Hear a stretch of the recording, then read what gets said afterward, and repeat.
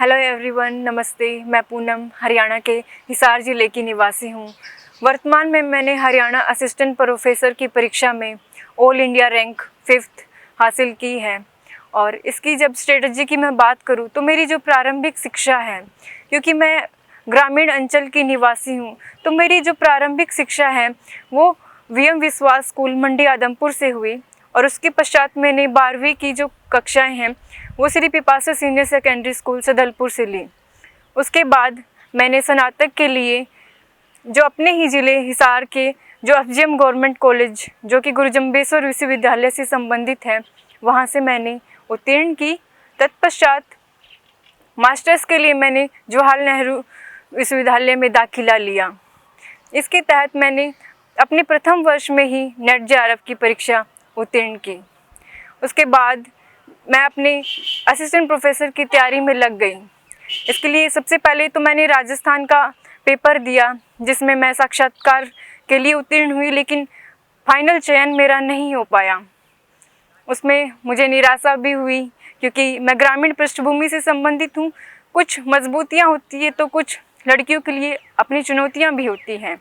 हमें कहीं ना कहीं, और जो वहाँ की जो बच्चियाँ हैं, जो छात्राएं हैं, उनके लिए भी एक रास्ता खोलना होता है हमें। तो ऐसे में फिर भी हार नहीं मानी। माता पिता का पूरा सहयोग रहा, गांव के लोगों का विश्वास हमारे साथ हमेशा बना रहा। साथ ही जवाहरलाल नेहरू विश्वविद्यालय में पढ़ते समय यहाँ के जितनी भी कक्षाएं थी, चाहे मैं शुरुआती कक्षा से बात करूं, जिसमें देवेंद्र चौबे सर हैं, प्रोफेसर पूनम कुमारी मैम हैं, रामचंद्र सर हैं, अजमेर सिंह काजल सर हैं, सुधीर प्रताप सर हैं, ज्ञानेंद्र कुमार संतोष सर हैं, रमन सिन्हा सर हैं, इन सभी ने इतने गुणवत्तापूर्ण शिक्षाएं हमें दी, जिसके मैंने नोट्स भी बनाए। और वही नोट्स मुझे लगता है आज जो मैं जिस मुकाम पर पहुंची हूं, उन्हीं की बदौलत, उन्हीं के आशीर्वाद की बदौलत, उन्हीं की कक्षाओं की जो सूक्ष्मता जो मैंने सीखी साहित्य की, वो बारीकियां हमेशा मेरे साथ रही।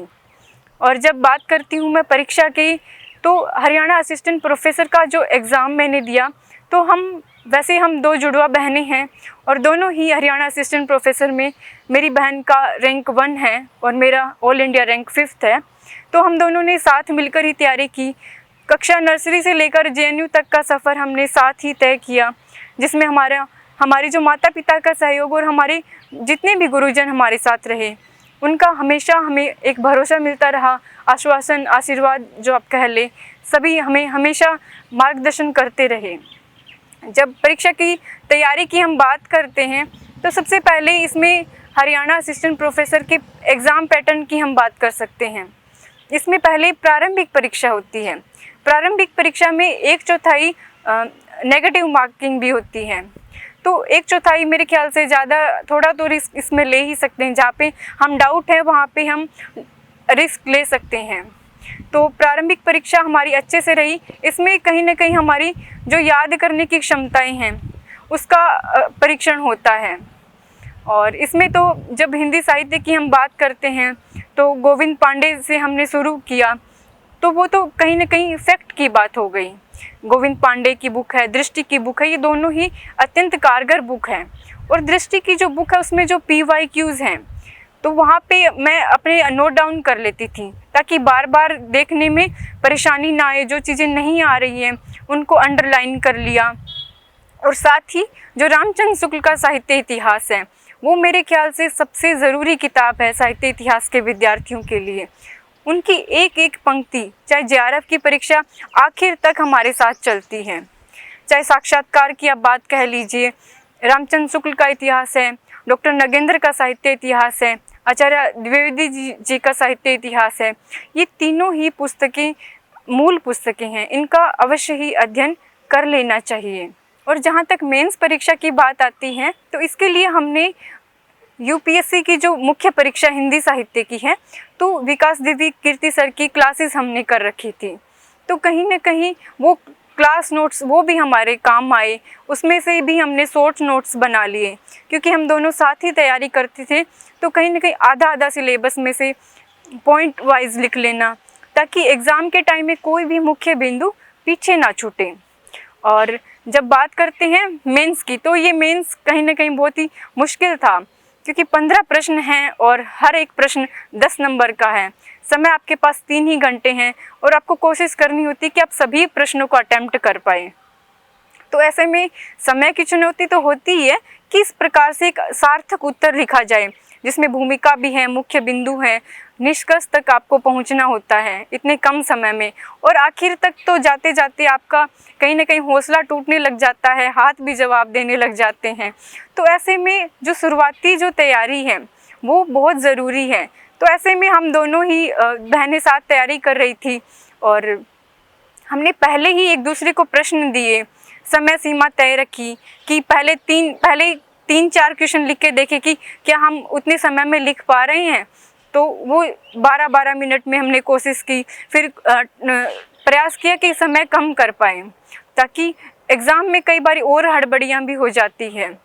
तो ये जो शुरुआती जो प्रयास हैं हमारे, जो बार बार हमने मेंस के प्रश्न लिख के देखना, ये कहीं ना कहीं हमारे लिए बाद में एक प्रकार से हमारी जो सफलता के लिए ये चीज़ हमारे लिए बहुत कारगर सिद्ध हुई। क्योंकि जब तक हम लिख कर नहीं देखेंगे, हमें लगता है हमें प्रश्न तो आते ही हैं, समय भी है, सबके पास समय है तो हम लिख ही देंगे, पर ऐसा नहीं होता है। वहाँ पे पता नहीं कौन से प्रश्न में हड़बड़ी हो जाए, एक प्रश्न में भी हड़बड़ी हो जाती है तो हमारा कहीं ना कहीं जो अप्रोच होता है कहीं ना कहीं नेगेटिव होने लगती है, हमें डर लगने लगता है कई बारी।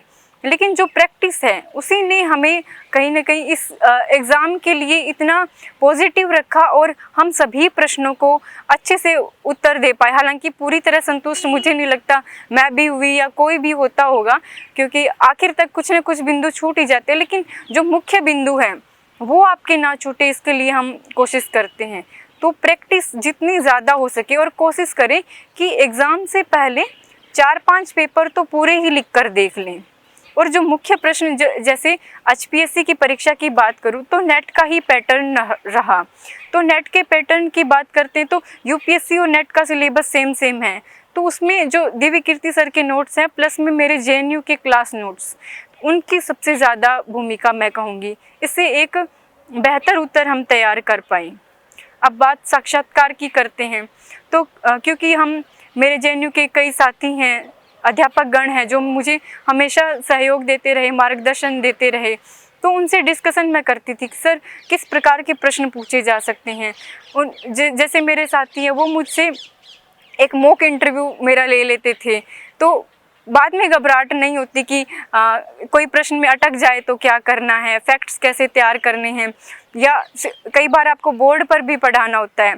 तो हमारे JNU में सेमिनार्स होते हैं इसके लिए, उसमें आपसे क्रॉस क्वेश्चन भी किए जाते हैं। तो मुझे लगता है कि JNU के क्लासरूम का माहौल है, या जब मैं आदमपुर कॉलेज की बात करूं, भले ही वो ग्रामीण पृष्ठभूमि रही हो, लेकिन वहाँ के टीचर्स ने हमारी जो बच्चियों की चुनौतियों को समझा और हमें हमेशा हमारा हाथ पकड़े रखा।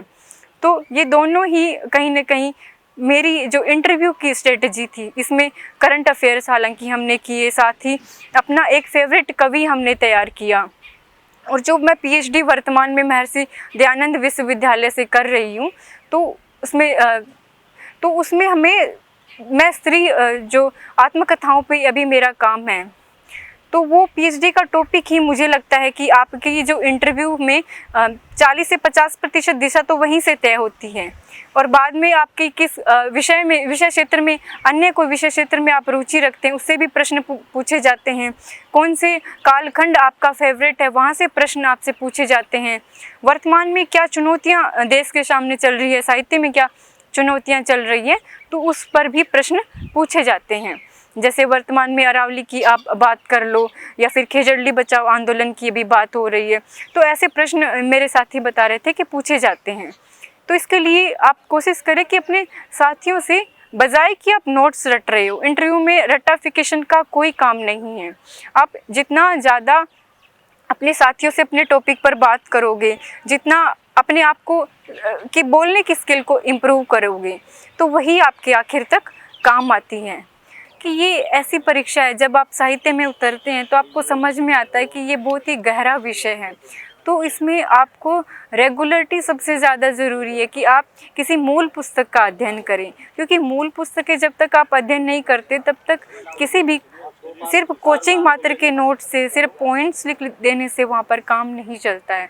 तो ऐसे में जितनी से अधिक मूल पुस्तकें हैं वो आप पढ़िए और निरंतर मेहनत करते रहिए। बहुत सारे ऐसे पड़ाव आएंगे जब आपको लगेगा कि पहली बार में नेट नहीं हुआ, दूसरी बार में नहीं हो रहा है। कई साथियों को तो मैंने देखा तीसरे चौथे अटेम्प्ट में जाकर उनका JRF हो रहा है। तो आपको अपनी रेगुलरिटी नहीं छोड़नी है, पहली बात तो यही है। और फिर अपने जितने आप साक्षात्कार आप देखते हैं, जब आप साक्षात्कार के लिए जाते हैं तो एक दिशा उनकी तय होती है। या तो अगर जिस भी राज्य का साक्षात्कार है, जैसे हरियाणा का मैंने दिया, तो हरियाणा के सामान्य अध्ययन से संबंधित बातों का मुझे पता होना चाहिए। और देश विदेश में कौन सी प्रचलित जो घटनाएं हैं, घटनाक्रम हैं, उनका कार्य कारण संबंध के साथ आपको पता होना चाहिए। और इसके साथ ही इस बात का ध्यान रखिए कि उस समय एक बार के लिए आप साहित्य का क्षेत्र हैं ठीक से देख कर जाएं। तो इन बातों का ध्यान रखना एक विद्यार्थी के लिए बहुत ज़रूरी है, ताकि आपका साक्षात्कार है और चयन है उसमें कोई दिक्कतें ना आए। तो DKT चैनल ने मुझे ये मंच दिया, उसके लिए इनका तहे दिल से आभार। और यहाँ तक पहुँचने में जितने मेरे गुरुजन आज तक रहे हैं, जितने मेरे ग्रामीण जो पृष्ठभूमि से मैं हूँ, तो वहाँ के लोगों ने मुझे इतना भरोसा मुझे दिया और मेरी बहन ने मेरे साथ तैयारी की, मेरे माता पिता का हमेशा आशीर्वाद मेरे साथ रहा, सहयोग मेरे साथ रहा। तो मैं चाहूँगी कि आप जब तैयारी कर रही हैं अपने टीचर्स से कांटेक्ट में रहें और साथियों से डिस्कशन करते रहे इंटरव्यू के समय। और साथ ही बहुत बार ऐसे होगा कि आपको लगेगा कि एग्ज़ाम अच्छा नहीं गया, इंटरव्यू में क्या होगा, लेकिन आप टूटिए मत। शक्ति की करो मौलिक कल्पना, करो पूजन, छोड़ दो समर जब तक सिद्धि न हो रघुनंदन। तो ज़रूरी है सेल्फ कॉन्फिडेंस, आत्मविश्वास से भरपूर होकर आप अपनी तैयारी कीजिए, आपकी सफलता सुनिश्चित है। धन्यवाद।